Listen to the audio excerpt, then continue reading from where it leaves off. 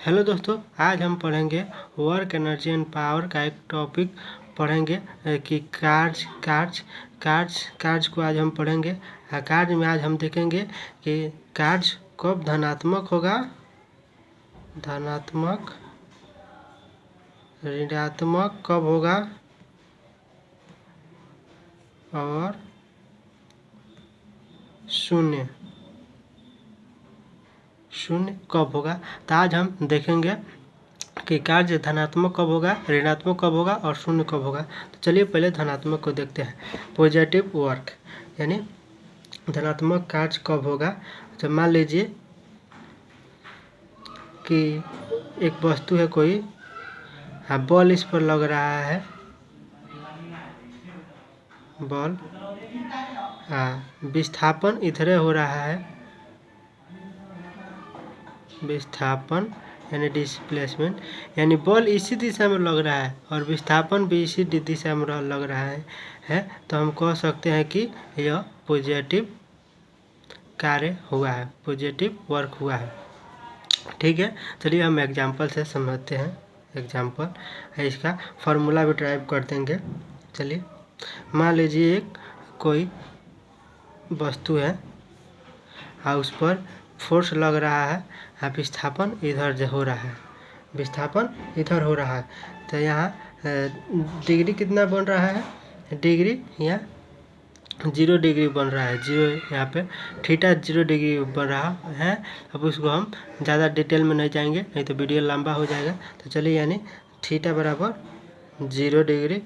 तो शुरू करते हैं। कॉस 0 डिग्री का मान कितना होता है, 1 होता है। तो इसलिए वर्क बराबर, वर्क कार्य बराबर एफ एस कॉस थीटा, यानी एफ एस कॉस 0 डिग्री बराबर एफ एस कॉस 0 का मान कितना होता है, 1 होता है। तो किसी भी संख्या में 1 से गुना कर देते हैं तो मान उतना ही रह जाएगा, यानी फोर्स इंटू डिस्प्लेसमेंट, यानी पहले जो फॉर्मूला आया था वही रह जाएगा। तो यहाँ तक आप समझ है। तो आई होप कि आप लोग को यह समझ आ गया होगा। देखिए यही फॉर्मूला निकल के आ रहा है। तो चलिए अब हम देखेंगे नेगेटिव कार्ज। नेगेटिव कार्ज को अब देखेंगे, यानी ऋणात्मक कार्ज।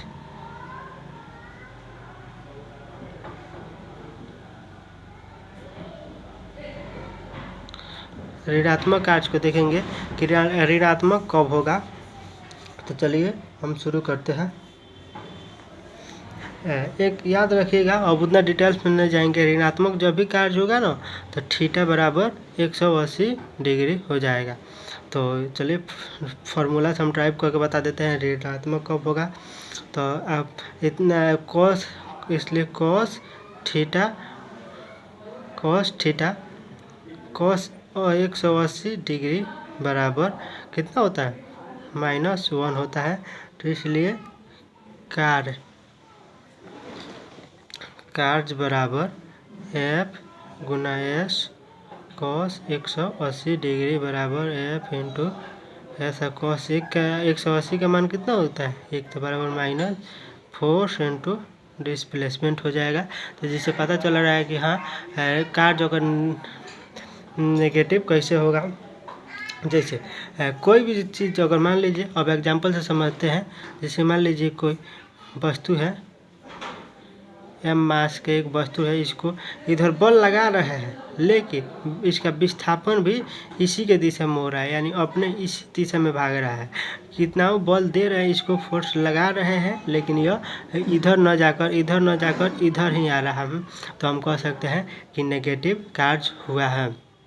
तो आई होप कि आप लोग समझ गए होंगे। तो एक नोट में देकर लिख लीजिएगा, नोट घर्षण बल द्वारा किया गया कार्य ऋणात्मक होता है। क्यों होता है तो चलिए हम समझते हैं। मान लीजिए एक कोई वस्तु है, हम जानते हैं कि कोई भी घर्षण विपरीत दिशा में लगाता है। मान लीजिए बल इधर लगाते हैं, कोई टायर हो गया या कोई वस्तु पर बल लगाते हैं तो घर्षण पीछे की ओर लगता है, हम इसी को घर्षण कहते हैं। आप लोग पढ़े होंगे। तो जब कार्य उल्टा होगा यानी गति के विपरीत दिशा में बल इधर लगा रहे हैं और विस्थापन इधर हो रहा है तो हम कह सकते हैं कि कार्य ऋणात्मक हुआ है। तो चलिए अब हम देखेंगे। तो हेलो दोस्तों, अब हम समझेंगे कि शून्य कार्य क्या होता है। तो शून्य कार्य देखिए, शून्य कार्य मतलब आप समझ जाइए थीटा बराबर कितना, थीटा बराबर 90 डिग्री। और विस्तार में नहीं जाएंगे इसलिए cos 90 डिग्री बराबर कितना 0 होता है। फॉर्मूला से टाइप करेंगे तो F into S cos 90 degree बराबर F इंटू एस cos 0 का मान और 90 का मान कितना होगा 0 बराबर टोटल 0 हो जाएगा। अब कैसे होगा, अब समझते हैं एग्जाम्पल से। फॉर एग्जाम्पल से कि मान लीजिए कोई एक वस्तु है यहाँ पे, ठीक है। अब बॉल हम लगा रहे हैं इस दिशा में, बॉल लगा रहे हैं और यह वस्तु जा रही है ऊपर, यानी विस्थापन हो रहा है इस दिशा में, विस्थापन हो रहा है इस दिशा में। तो यहाँ पे एंगल कितना बनेगा, एंगल 90 डिग्री बनेगा। इसी को तो अब जब 90 डिग्री बन जाएगा तो इसको हम कहेंगे 0 डिग्री कार्य हुआ है। तो आई होप यहाँ तक आप लोग समझे होंगे। एक नोट में और पॉइंट देकर लिख लीजिएगा। नोट, वृत्तीय गति